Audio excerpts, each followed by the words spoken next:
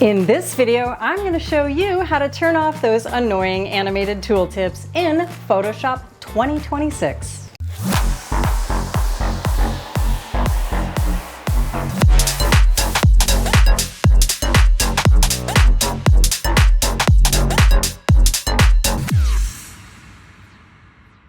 Hi and welcome back to DIY Film with Merle Becker, the channel where I help you make better videos.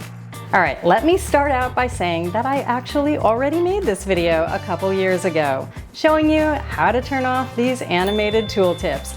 But Adobe has gone and moved things around again. Not only that, they added selected animated tooltips to Premiere now as well. But that's a different video. So here's how you turn off animated tooltips in Photoshop 2026. I'm working in Photoshop version 27.6.0, so if yours is older or newer, it might look slightly different.